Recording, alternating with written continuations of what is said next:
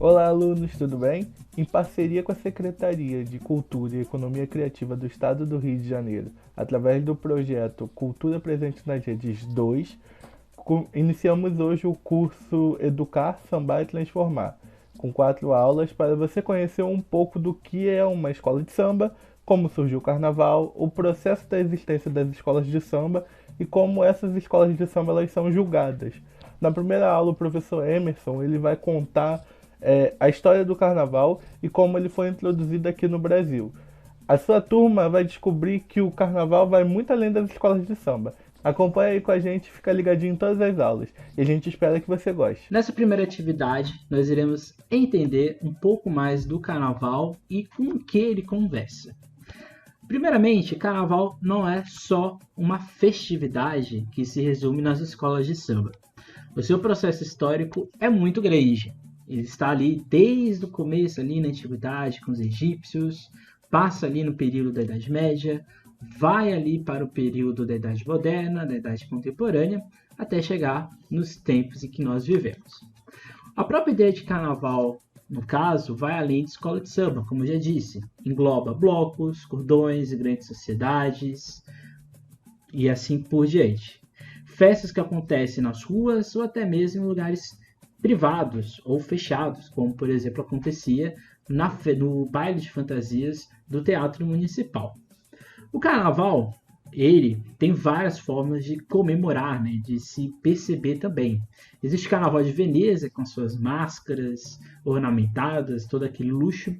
Existe o carnaval, por exemplo, de Nice, com grandes alegorias, com festa de flores, de fantasias e assim por diante. Aqui no Brasil, mais especificamente aqui no Rio de Janeiro, o carnaval ele vai ter, antes de se tornar escola de samba, vários momentos. Um deles é exatamente o que a gente poderia chamar de carnaval lusitano. O que seria esse carnaval lusitano? É o carnaval do intrudo e também, no caso, não exatamente como um carnaval, mas como a personificação de uma pessoa, que é o Zé Pereira.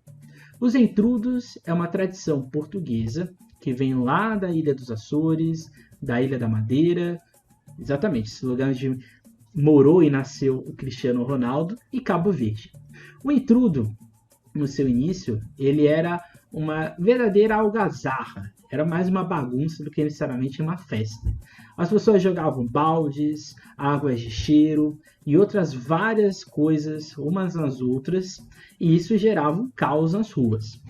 Mas com o tempo, e aqui no Brasil, ali no período ali imperial brasileiro, o intrudo ele vai ter outra roupagem. As pessoas vão se organizar, principalmente nas famílias. Aquela água, o balde, aquela bagunça que existia vai ser resumida no que a gente chama de limão de cheiro, ou limões de cheiro, águas de cheiro. Essas águas, esses limões, né, eles eram jogados pelas famílias nas ruas, seja nas sacadas ou até mesmo nas janelas, e assim virava também, não tinha como, uma grande bagunça.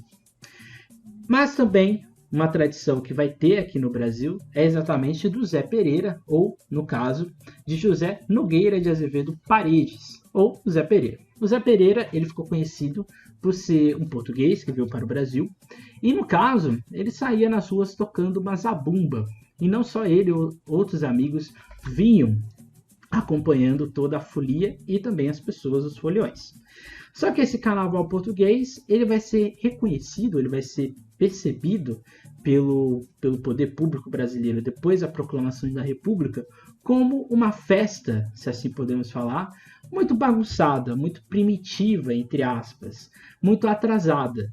Sempre bom lembrar, e aqui fazer uma recapitulação, que durante o período republicano, o Brasil assume áreas de inovação, de uma nova perspectiva de sociedade e de comportamento. Então, tudo que tinha herança portuguesa, no caso o intrudo, e os carnavais de Zé Pereira e outras manifestações carnavalescas de Portugal, ou de origem portuguesa, seriam extremamente cortadas. Então, assim, o intrudo ele foi proibido e também os Zé Pereiras. Mas um carnaval um pouco mais comportado vai tomar o espaço. Então nós estamos falando agora das grandes sociedades. E o que seriam essas grandes sociedades? Os fenianos, os tenentes, os diabos, que eram alguns dos nomes das sociedades carnavalistas aqui no Rio de Janeiro, eram grupos de pessoas. Essas pessoas tinham um certo poder econômico, não era exatamente da elite, mas elas tinham alguma posse. E dentro desses salões, dentro desses clubes, essas grandes sociedades, elas promoviam ali algumas festas, mas principalmente os seus famosos carros alegóricos, ou as alegorias. Eram carros enfeitados, não como a gente conhece hoje, com alegorias gigantescas que se movimentam, que soltam fogo, que tem vários bonecos ali se movendo. Nesse caso, não era exatamente assim. Eram alegorias ornamentadas, decoradas, com muito luxo, com muito requinte. Porém, o grande objetivo das grandes sociedades era se apresentar para o público, promovendo uma certa reflexão e um pouco de crítica também. As grandes sociedades, elas então vão promover grandes desfiles que vão marcar a cidade e a história do Rio de Janeiro. Porém, ainda era um carnaval um pouco exclusivo. Poucas pessoas poderiam, de fato, estar ali como protagonistas da festa da invenção, que é o carnaval.